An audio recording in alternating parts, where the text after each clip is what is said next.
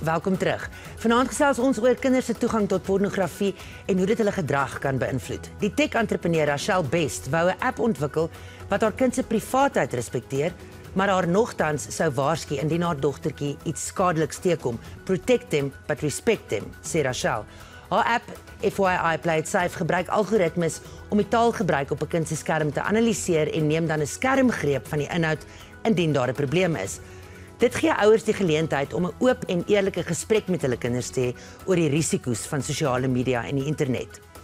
Rachelle praat op haar podcast Sip the Tea, nie net met kenners nie, maar ook met kinders.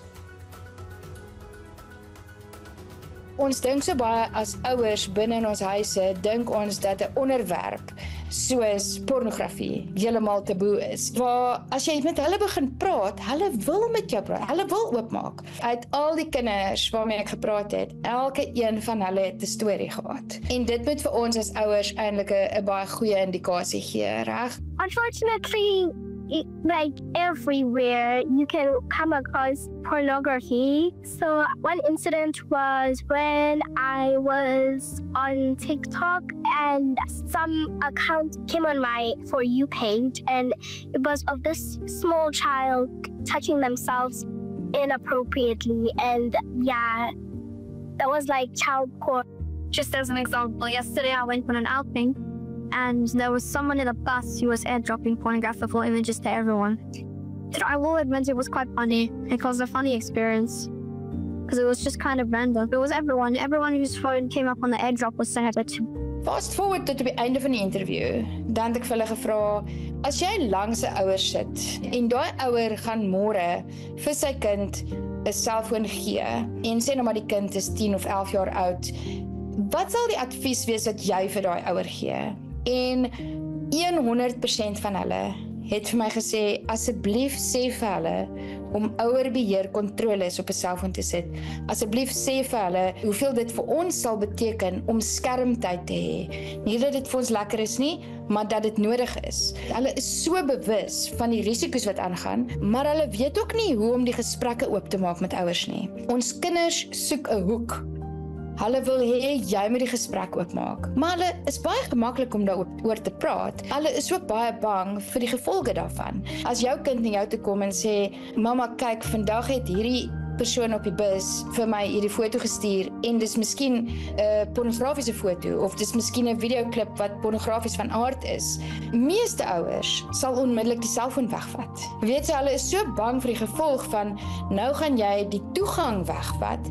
Eerder as om te vra, maar is jy okay? As jou kind na jou toe kom en sê hulle het pornografie gesien, is dit belangrik om eers bietjie te pause. Dis die eerste stap, is om nie te reageer gebaseer op jou eie denke en jou eie gevoel oor iets soos pornografie nie. Die tweede ding is, die skuldgevoel as hulle na jou toe kom, is al reeds so groot, dat om dan te gaan vra, presies wat het jy gegoogel, en presies wat het jy gesien, gaan hulle net meer laat toeslaan en nie laat praat daaroor nie. So ons as ouers het 'n verantwoordelikheid om eers te kyk na hoe het die kind geaffekteer? Weet, hoe het jy gevoel? Hoe voel jy nou daaroor? Het jy nodig om daaroor te praat? Wat is die gevoel wat in jou lyf opkom as jy hierdie goed sien? Wat gaan aan in jou kop? Wat gaan aan in jou hart? So dis al daai tipe vrae wat ons eerder moet vra as om in die vlak van daai hoeveelheid skuldgevoel wat hulle al klaar het, om daarin te gaan delf en nog daaroor uit te vra. Ons gesels nou verder met my twee gaste, Emma Sadler en Dr. Antoinette Passon. So Rachelle was great, and something that she really emphasizes is that the conversation must come from the parents. However, Emma, you've noticed that South African parents are very conservative. Absolutely, and Rachelle is wonderful, and her podcast is a great service to society.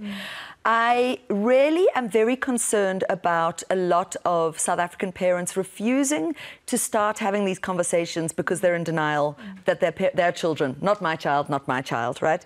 And so I think often what I see is parents only waking up when their children are sort of 13, 14, maybe hitting puberty, when they start thinking about those kinds of issues, but actually it's way too late. And I can tell you that my daughter is in grade 0.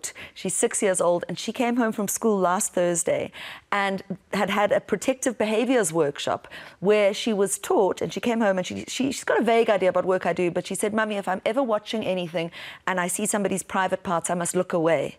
And my husband found it so jarring, and I was so grateful that they're having those conversations so young, in obviously a very age-appropriate way. But what we see a lot in South Africa, and it happens to me literally every day of my life, is I get an inbox message from a child telling me that they've either seen something or they've got themselves in a mess or they've sent something, and the worst case scenario is that they tell their parents. And it's the time when you need your parents the most, right? So we know time and time again, the first line of defense against just about all of the online harms, active, involved, engaged, aware parents. Start having these conversations from very, very young with your children, and obviously in an age-appropriate way, but explaining to your children that if they ever see anything that makes them feel uncomfortable, nervous, not able to sleep at night, uneasy, that they are able to tell you about it so that you can take action, and try not to freak out, because that's obviously not gonna help. Just repeat, the parents, active? Active, involved, engaged, aware parents. So obviously for me, Kabos, the most important thing is to keep children off these platforms. You know, so I've got a no YouTube rule in my house. As much as there's YouTube Kids, I've seen crazy stuff on YouTube Kids. So I'm insisting in my house that my children only watch on a TV, never a handheld device, and they only watch pre-moderated content, whether I've approved something on Netflix or Disney or Showmax or whatever they're watching. But that's what I'd much prefer them to be watching than anything that has user-generated content. Yes. One of the things in the clip was that young girl saying that it came up on TikTok on her For You page, which is something that is algorithmically suggested to you. And that is our experience, is that when children see pornography for the first time, it's not that they go out looking for it, not that they go out searching and go onto these adult websites. It finds them, whether it's on YouTube or TikTok or Instagram, or somebody sends it to them on WhatsApp, or it gets airdropped to them in a public place or at school. It gets sent to them. Antoinette, uiteraard, kinders se brein is nog neurologies, is hulle nog glad nie ontwikkel waar hulle moet wees op 18 en so nie. Ek gaan nie nou in die mediese terminologie ingaan nie. Maar hoe affekteer dit hulle neurologies voordat ons by die sielkunde kom? Definitief, Kabous, daar's ongelooflik baie interessante navorsing beskikbaar juis oor daai impak, en ek dink dis wat ons baie keer nie in ag neem nie. Baie keer as ons met ouers gesels, dan dink hulle, ag nee, dit kan nie so ernstig wees, maar as 'n mens hierdie literatuur begin lees, dan sien jy eintlik daai impak. Nou wanneer 'n kind gereeld pornografie kyk, dan aktiveer hy die dopamienstelsel in sy brein. Dit is ons plesierhormoon wat die plesiergevoelens, die genotgevoelens ervaar, en omdat hulle breine nog ontwikkel, word hulle geweldig maklik gekondisioneer.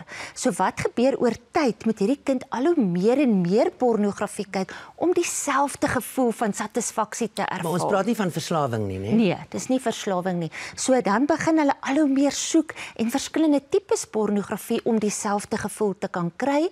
Dit impakteer ook op die frontale korteks van die brein wat meer verantwoordelik is vir jou beheer, jou selfbeheer. So baie belangrik is dat hierdie kinders kan dan nie meer oordeel nie. Hulle kan nie regtig meer sien dat hulle doen eintlik verkeerd. Hulle soek meer en meer satisfaksie. And maybe just to add to that, is that what we're finding is that when very young children are exposed to pornography, the way that their body and their brain interprets it, and I'm really trying to simplify here, is that not that they've seen it, but that it actually happened to them. That their brain can't tell the difference between watching it or whether it's happened to them. So the trauma that emerges from that is huge. Then obviously, as Antoinette was saying, the addiction issues, that the real world becomes grayscale. These children are not actually, as they become or should become sexually active, we're dealing with probably the most celibate generation in history, because they're not having sex, because real world sexual relations can never compare to what they are seeing online, which gets more and more extreme as time goes by. So the psychological impact is a very profound one. Ja, and we'll talk about consequence after this. Tyd vir advertensies, ons is nou weer terug.